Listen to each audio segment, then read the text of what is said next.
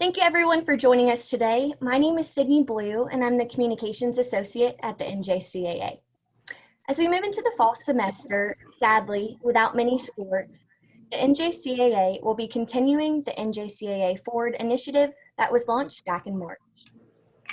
In athletics, it's important to stay on top of things and balance different tasks, while also taking on a number of responsibilities. Today, we have athletic directors who do just that, who will shed light on some steps they have been taking on their campuses as we continue to move forward through the COVID-19 pandemic. Also today, we have a very special NJCAA sponsor joining us. Now, I'd like to introduce the panelists. We have Derek Viveiros. Derek is in his 10th year as the Director of Athletics and Recreation at Bristol Community College in Fall River, Massachusetts.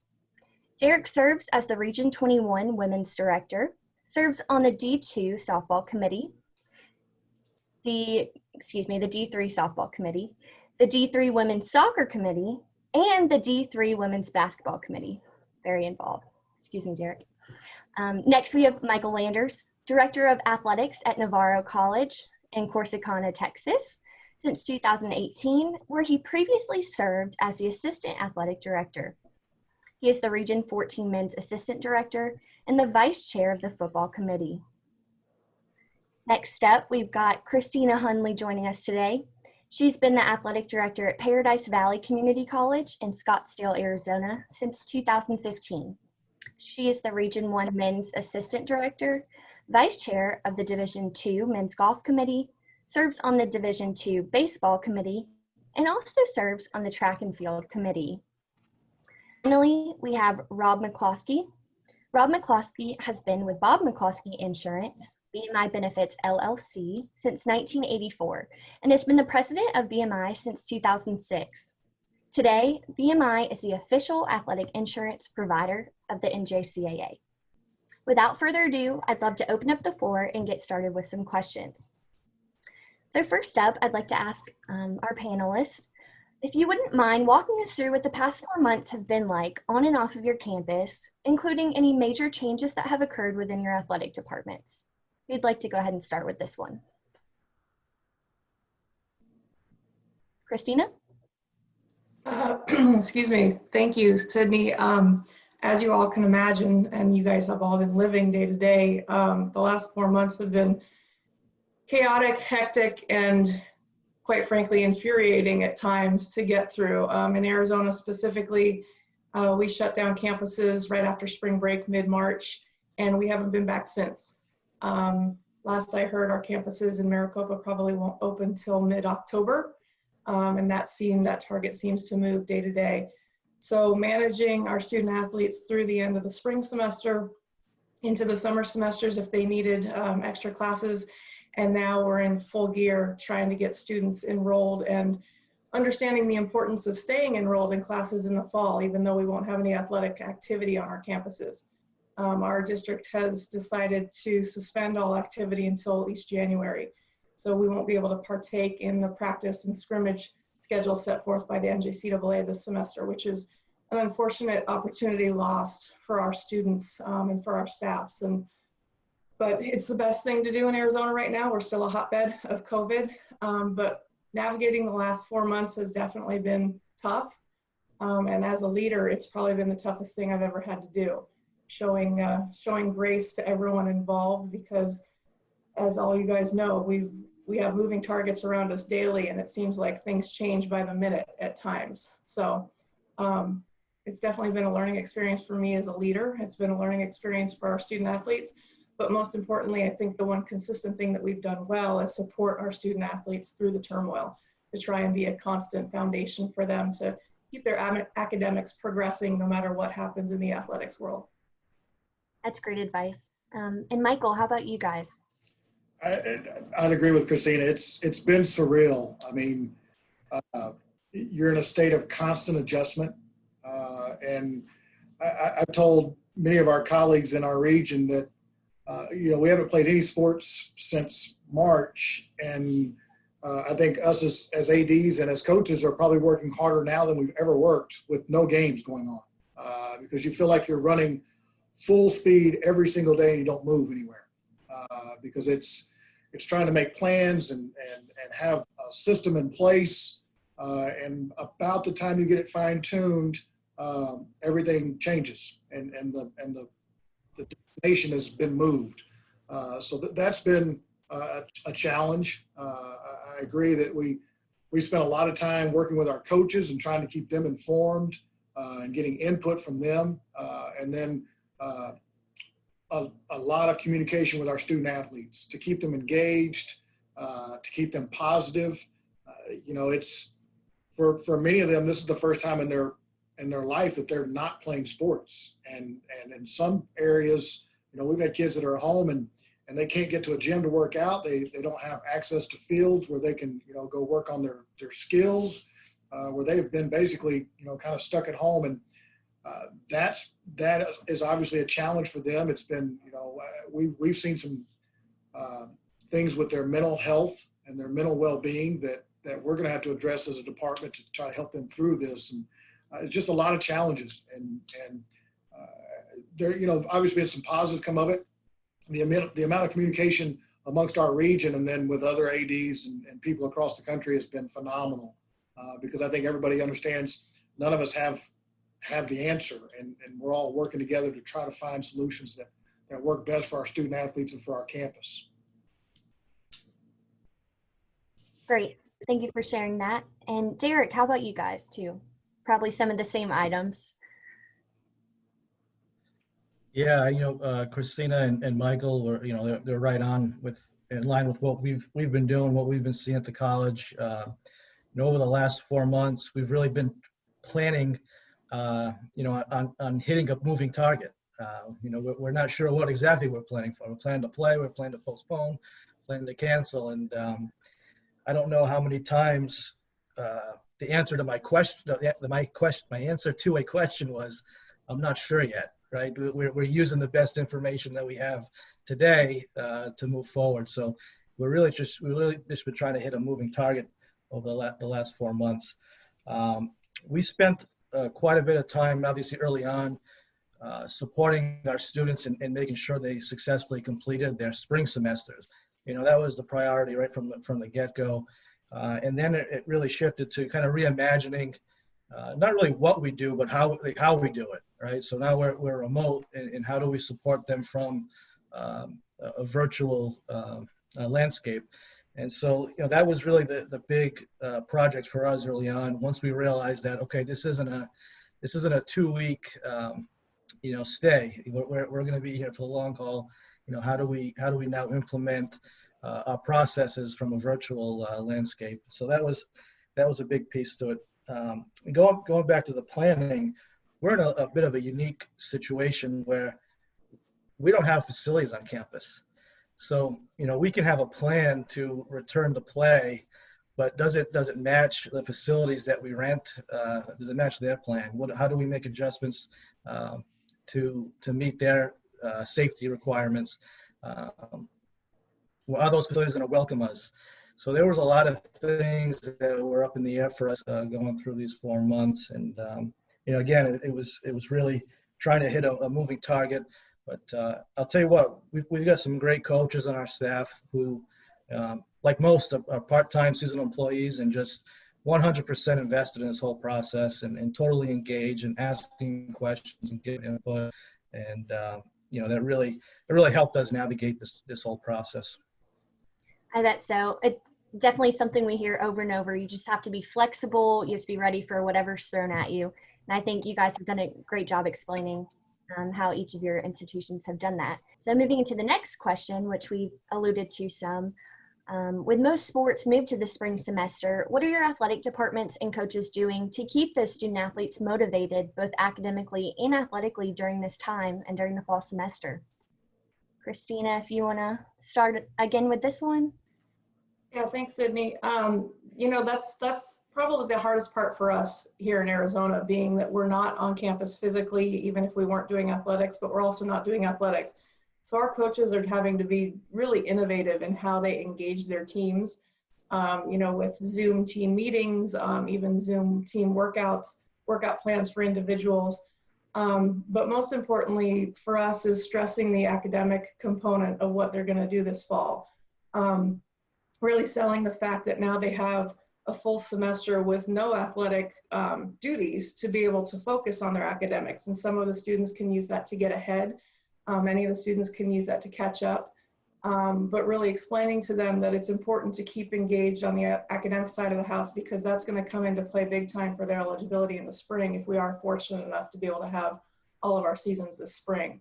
The individual contact among students from my office has skyrocketed 500%, with students reaching out with ample questions that, you know, they can't get a hold of coach, or they talk to coach but they wanted a different person's opinion, or, you know, I always say to my students, my door's always open, and that's more difficult in the virtual world, but I'm at least pleased to see that I'm able to keep that communication with the students through the coaching staffs to be able to support them, and again, just stress the importance of this semester academically so that they can be successful athletically, hopefully in the spring.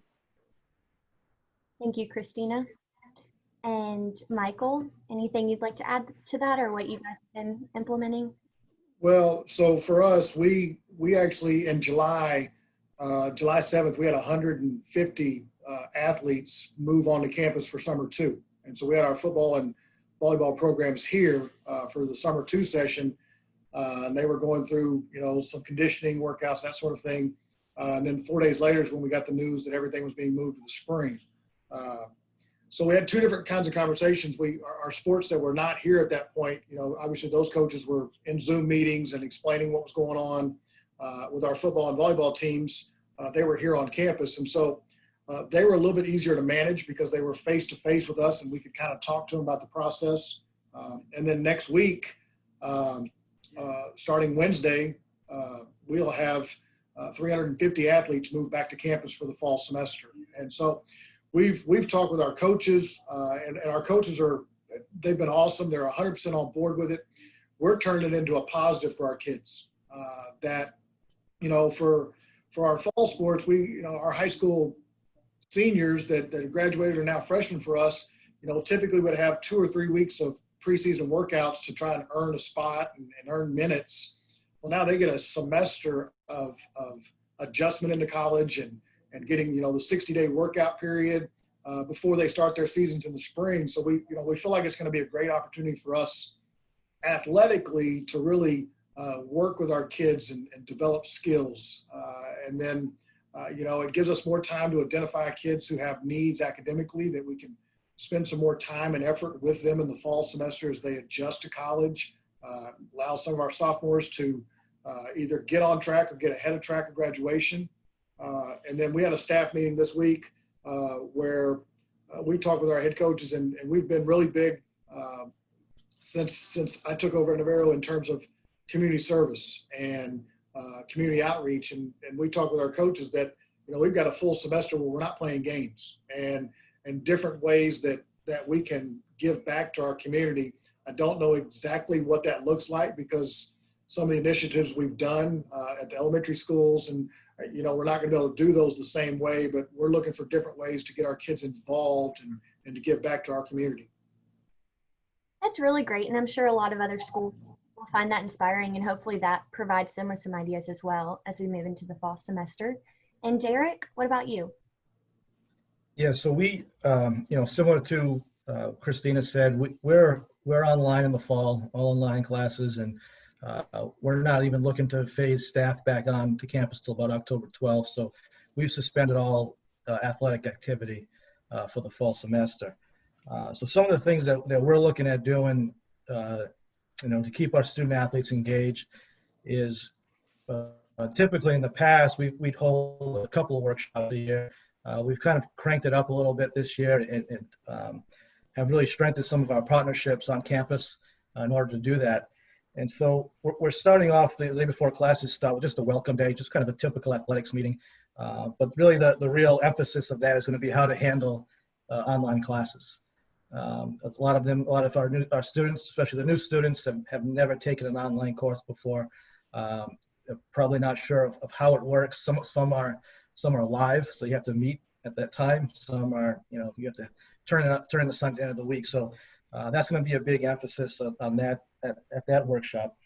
But we also have partnerships with our mental health counselors, especially coming off of this COVID-19, coaches, staff, students, we've kind of lost our routine.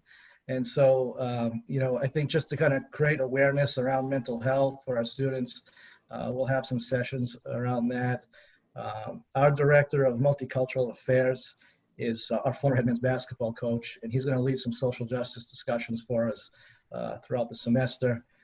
We have a few compliance officers from the NCAA Division 3, 2, and 1 levels come in to do some Zoom calls and talk about 2 to 4 transfers. So we're just trying to do a lot of different workshops, bring some different perspectives so our student athletes can hear some different things from areas that maybe they weren't expecting to hear coming into campus. So and then just our typical academic support. We're fortunate enough to have a academic on campus in our department to monitor their academic progress, and we'll continue to do those things virtually to help support our students and keep them engaged for the spring. Well, thank goodness for Zoom and all this, all these, different technology options. That's definitely helped make things smoother. And it's great to hear that you guys are using this extra time to really develop new ideas and to keep everyone engaged. So since we've got this conversation going, I'm going to go ahead and turn it over to Rob, BMI president, to go ahead and speak on a few things and give us some insight. Thank you very much, Sydney, and thanks to the NJCAA for inviting me to participate, and more importantly for allowing us to serve you guys as the new insurance partner. I can tell you we're very excited. We've worked with a lot of schools, NJCAA schools over the years. Just a quick minute brief what we do. Again, Bob McCloskey Insurance is located in New Jersey. We are totally based in athletic accident coverage, all levels of colleges, high schools, camps, any kind of other sport things. We do the UFC, fighting, that kind of stuff. So we write accident policies for the athletes through the school, and we pay all the claims in our house. So it's kind of a one-stop shop with that kind of stuff.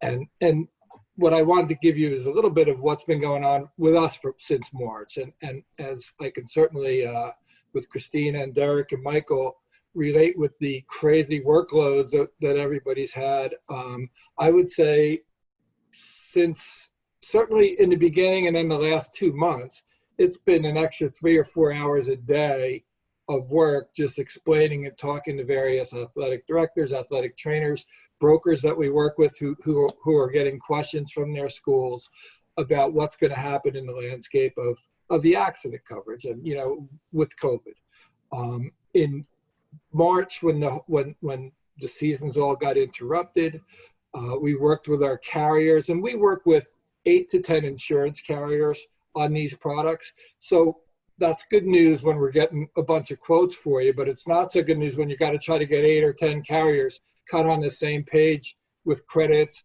with coverages for our clients in this crazy pandemic that we're dealing with. So we made sure that they would cover the virtual workouts and the training at home that the coaches are laying out, as I think Christina was talking about before. So we covered them in the spring if they were clients of ours. And just so you know, most of our competitors are doing similar things. This is certainly not a sales pitch. I'm just explaining what's going on in the athletic insurance industry. We made sure telehealth visits were approved for your athletes because they're not on campus in the spring. And then the last thing from the spring that was important is a lot of the policies have a 1 or 2 year benefit period from the day the kid gets hurt. So if you had a baseball player that got hurt last May, maybe he toughed it through the summer, did rehab, went back, it's not getting better, plays through, gets back to campus after the holidays, decides you need surgery, scheduled for March, he's still within his 1 year benefit period, but surgery is canceled because of COVID. Now he can't have his surgery until September, October. We've been able to extend the benefit periods in those kind of situations to make sure that the kids can still get that coverage. And then moving forward into 2021, as you guys are all aware, and I think the NJCAA was one of the first conferences, if not the first, to come out with at least a firm decision that we're moving fall sports to spring. We're still allowing practices, 60 practices, I think, for football, and a scrimmage and a couple scrimmages for other sports. You know, it was a very clear path. But as just on this call alone, you know, Christina and Derek have nothing going on, and Michael's got 350 athletes coming in next week. So just in the, you know, with the three of you here, that's how things are changing. And again, we have over 100 NJCAA schools, and we have over 550 colleges, all levels, from big D1s to very tiny faith-based schools with one or two sports. So the and K to 12 business. So the structure and the change has just been really unbelievable. So what we've kind of worked out, because every day I can get a call from Christina and say, okay, this is what we're doing. We're going virtual.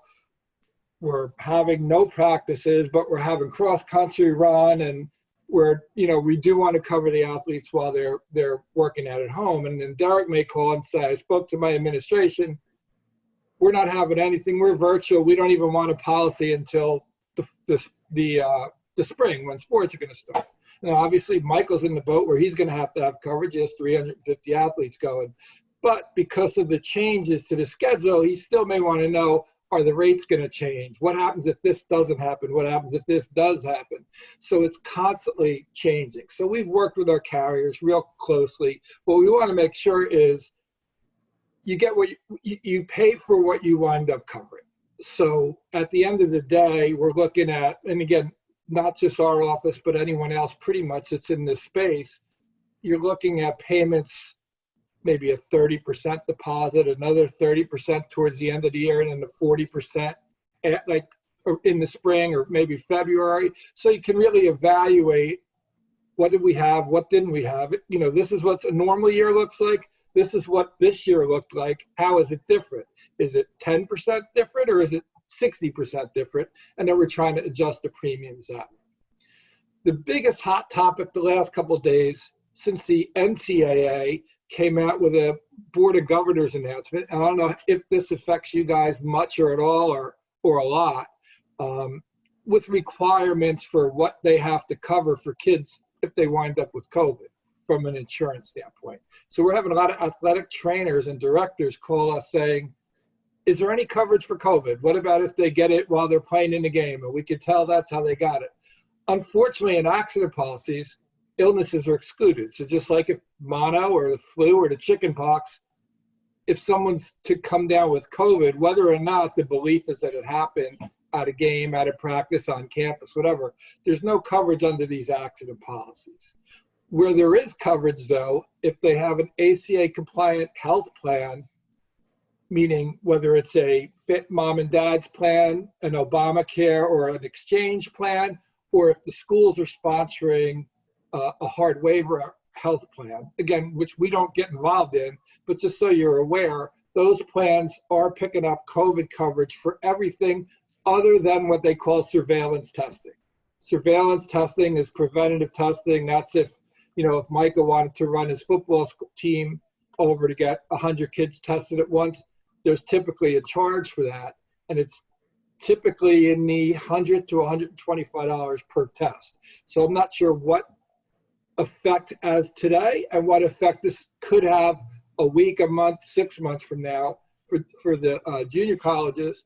But if you start running into issues where you're going to have to get these tests and it's costing you a ton of money, whether you're a client or not, if you reach out, we might be able to help some, not with a policy to buy, but with working out discounts with whoever you're getting your testing from, especially a company like Quest Labs or one of those. We have some arrangements where we can get the cost cut more than in half. So just something to keep in mind if you run into those problems or if you're already going through some of that stuff. And that's it, but thank you. Thank you so much, Rob, for that information and for the updates. And I know I speak on behalf of all of the NJCAA. We greatly value the partnership with BMI, and we're just really happy that you could join us today. And thank you for your time. So at this time, after that, I'm going to actually move back into some questions. I'm going to turn this one over to Michael. And you went ahead and touched on this already about your student athletes moving back in, especially those moving into the dorms. So have there been any major changes that you all have implemented to especially encourage social distancing in those areas?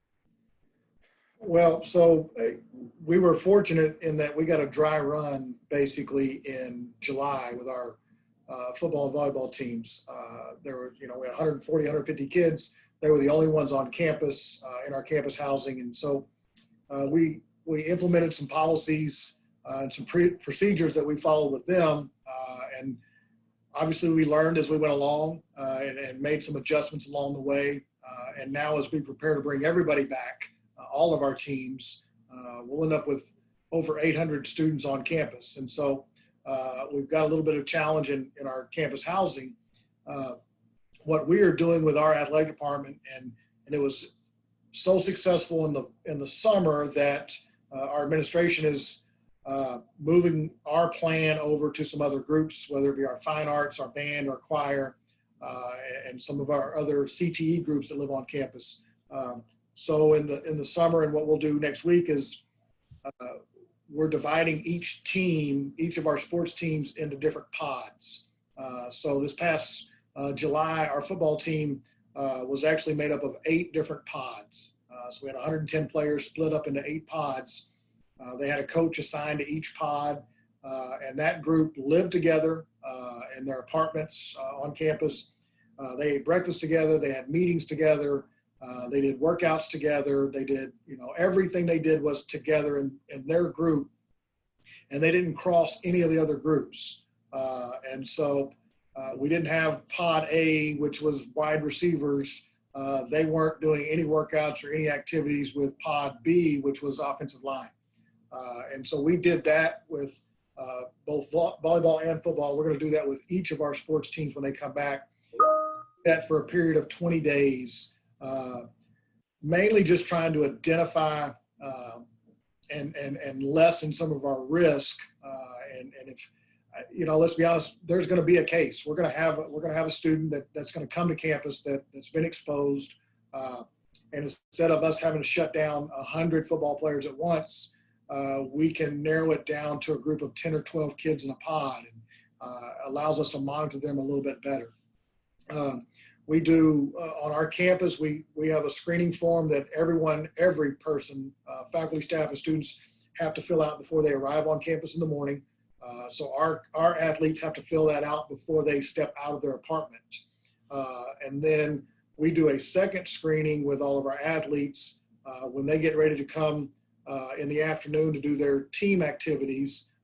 We'll do a second screening with our training staff and do temperature checks. So just trying to get an extra layer of protection. And then one of the biggest things is us just, our coaching staff, our administration, everyone just being vigilant in terms of encouraging our kids every single day. You've got to wear your mask. You've got to keep your distance, wash your hands, be safe and be smart in what you're doing. And it's hard for these young kids because they're social beings and they've been, away from their teammates and their friends and for such a long time that they're excited to get back to campus, but we've got to set the example and set the tone for them. And almost like you would do with a normal team in practice, we've got to try to build a culture that is all about being safe and being smart with what we do in our daily activities. Thank you so much. And Christina, moving over to you. In addition to everything that Michael just provided us, how do you think you guys specifically at your school have stayed on top of these constant changes? And what's it like now knowing that your student athletes will get the chance to participate in their fall sports season in the spring? Again, assuming that you all have the opportunity to, but what's that been like? So staying on top of the constant changes has definitely been a team effort. My coaches and I and my administration at my college, as well as our district administration and folks in our conference, it's like getting pieces of a puzzle from everyone. There's no way that I'm able to process or digest or even get all the information that's out there. I think it's impossible for any one individual. But given that all of our coaches are calling each other, they're calling me, they said, did you hear this in the baseball world? Did you hear this in the soccer world? You know, whatever it may be, all of those pieces have helped build this picture of what we've been dealing with. So it's definitely been a team effort, and I've learned things from our district office and from our administration, you know, at that level, because not only do we have to answer to ourselves within the athletic department, but I also have to take on the factors of what our campus is doing and then what our district is doing, which is 10 campuses in Arizona. So we have, you know, a lot of factors that are playing into what we can do locally at PV in our athletic department.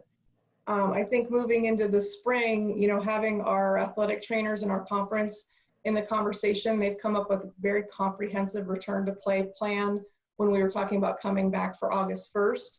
We're going to take the next, you know, 2 months to look at that and reevaluate what that looks like for coming back potentially January 1st. And again, a collective effort across the state to try to figure out what's going to work, because not only is it our Maricopa schools and we can have a grand plan that will work in our 9 colleges, but our competitors outside of ourselves, making sure that they're on tap with it as well, because the last thing we need is a school or a scrimmage partner to come on campus that doesn't have any plan in place, and then it affects us and, you know, our team and quarantine and wherever it goes from there. So trying to work together with our partners in the state, in the conference, and again, just taking everything that we had thought we had in place for an August 1st return and now revamping that now through about Thanksgiving to try and successfully come back, depending on where our state stands with COVID cases come January.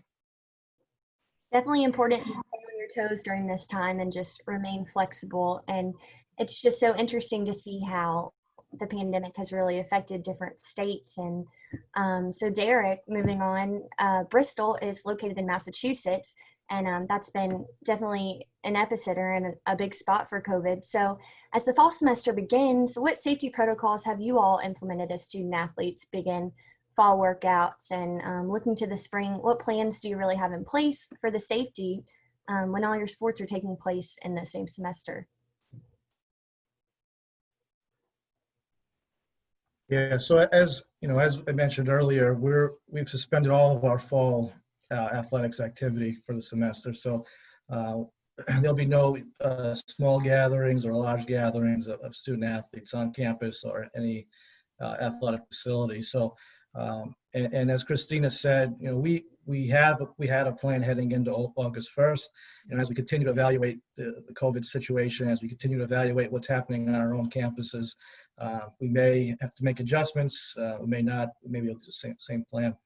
And then again, just to go back to what I had mentioned earlier about renting facilities, you know, that plan that we have may also have to change due to what the expectations are on those external facilities. So for us, there's still some things kind of floating in the air that we're trying to firm up. You know, once the suspension of sports happened for the fall, those conversations slowed down a little bit, but they've started to pick up again for us for the spring semester, and hopefully have something secure and firm in place. I hope so too. Well, thank you everybody for answering those questions and for chiming in. As we kind of wrap this up, I want to ask just one final question. So reflecting on the past few months, what do you think has been the biggest lesson for you guys and your biggest takeaway? And have your athletic departments implemented any new practices moving forward? So maybe even after the pandemic passes? Christina, if you'd like to start.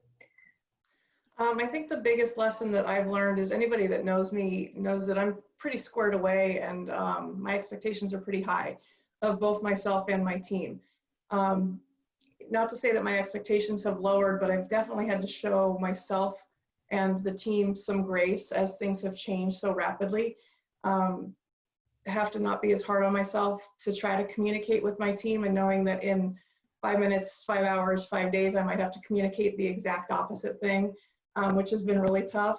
But I think that that's been the biggest lesson, like you said, is to be more flexible and to figure out how to communicate that flexibility is the biggest thing, because leading leading a team of people and, you know, a few hundred student athletes is definitely a challenge under normal circumstances, let alone when things are changing rapidly. And I think moving forward, that's going to be the same thing. Like I said, we're going to take some time now between now and Thanksgiving to reassess our stance and what it would look like in January should we come back. And the biggest thing then is going to be communicating with our students what we expect, whether it's, you know, temperature checks and screenings before they leave home, whatever we implement to make it safe as possible. I think that the biggest thing that has been probably a broad learning point for our folks is knowing that whatever it takes, we're going to do, and everyone is okay with that at this point. If it means we can give an opportunity back to our student athletes in the spring, but again, that's going to take constant teamwork and communication to make that happen with all the moving parts. That's definitely for sure. And Derek, what about you guys? Yeah, I would say maybe they serve more as reminders, you know, and one is just that, you know, how resilient our students are. You know, we actually, at the end of the day, into the spring semester, our GPA was better in the spring than it was in the fall after moving to online courses. So, you know, they've really taken this challenge of working with us virtually head on, and we're really proud of them. And just their resiliency has been incredible. And the second thing I would say is just how important it is to have good people around you. And that goes for my staff, that goes for our coaches, that goes for you know, the ADs in Region 21. I mean, we got some hard work and intelligent ADs that have kept me on track and certainly helped us navigate this whole COVID situation. So I would say those two reminders were significant for me. Thank you. And Michael, any advice or anything that you're going to hold on to moving forward? I think you're muted. Sorry. I think both Christina and Derek they hit it right on the head. For me, it reinforced two things that we've already tried to do here. One is communication. There were so many unknowns, and I think that, you know, Christina said it, she would tell her staff something, and then 5 hours later she's telling something completely different.